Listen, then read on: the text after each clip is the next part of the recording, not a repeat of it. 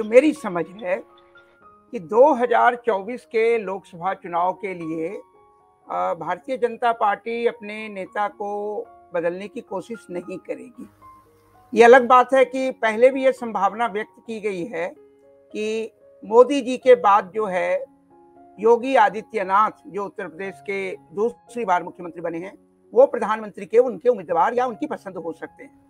ऐसे भी आप जानते हैं कि जो उत्तर प्रदेश है वो सबसे बड़ा राज्य है जहां तक जो जनसंख्या है, और लोकसभा में भी जो जनसंख्या है, लेकिन निसंदेह अभी योगी की स्वीकार्यता पूरे भारत में उस रूप में नहीं है जो अभी मोदी जी की है। यद्यपि ये तय है कि मोदी जी अब उतने ही कैरिस्मेटिक लीडर वो नहीं रहे। उनका बॉडी लैंग्वेज, उनके स्पीच, अब सब देखिए और उससे आपको लगेगा। और जब से खास करके इंडिया अलायंस जो बना है INDIA, उस महागठबंधन के बढ़ने के बाद निसंदेह वो भारतीय जनता पार्टी में भी एक बौखलाहट है, मोदी जी में भी बौखलाहट साफ साफ दिख रही है। आपने देखा होगा कि किस प्रकार से इंडिया गठबंधन के संबंध में उन्होंने एक प्रकार से आतंकवादियों या आतंकवादी संगठनों से, यहाँ तक कि ईस्ट इंडिया कंपनी से उसकी तुलना कर दी थी। ये कुछ और नहीं, उनकी बौखलाहट है।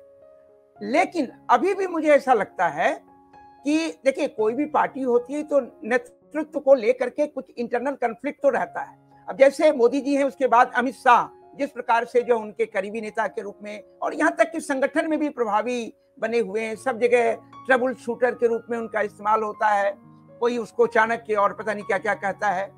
तो कहीं ना कहीं ये एक इंटरनल कन्फ्लिक्ट हो सकता है कि क्या मोदी जी के बाद क्या अमित शाह जो है भविष्य के लिए भारतीय जनता पार्टी के प्रधानमंत्री के उम्मीदवार हो सकते हैं या प्रधानमंत्री के रूप में उसको स्वीकार किया जा सकता है।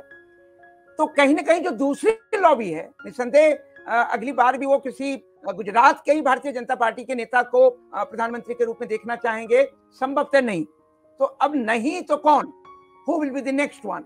तो निसंदेह अभी जो जितने भारतीय जनता पार्टी के अंदर नेता हैं उसमें योगी आदित्यनाथ उत्तर प्रदेश में एक मुख्यमंत्री के रूप में, और उनकी एक छवि जो बनाई गई है कि बहुत सख्त मुख्यमंत्री के रूप में है, यद्यपि उस शक्ति में आप देखेंगे कि कहीं न कहीं वो शक्ति इस रूप में दिखाई देती है कि जो अल्पसंख्यकों के खिलाफ या अपने विरोधियों के खिलाफ, जब आप कानून के राज की बात करेंगे तो कानून के राज का अर्थ होता है कि किसी को भी कानून की जो अवहेलना या कानून का उल्लंघन होता है तो कानून के द्वारा उसको सजा दिलाने की कोशिश। उसमें आप धार्मिक अल्पसंख्यक हैं, आपके राजनीतिक विरोधी हैं या कोई और है, इस प्रकार के चीजों को नहीं देखा जा सकता। इसलिए एक छवि तो ये होती है कि ईमानदार, बहुत ही कर्तव्यनिष्ठ मुख्यमंत्री। मैं नहीं समझता हूं कि योगी आदित्यनाथ की ऐसी छवि है। उनकी छवि एक हिंदूवादी कट्टर मुख्यमंत्री की छवि है, और उसमें भी बहुत लोकतांत्रिक छवि नहीं है वो। देखिए, चुनाव में जीत एक अलग चीज है। कई बार चुनाव में जीत उनकी हो जाती है जो जनता में जिनकी छवि बहुत अच्छी नहीं होती है, लेकिन party plus muscles power, money power, और फिर कास्ट और तमाम तरह के जो धर्म फैक्टर्स होते हैं, ये सारी चीजें चलती हैं।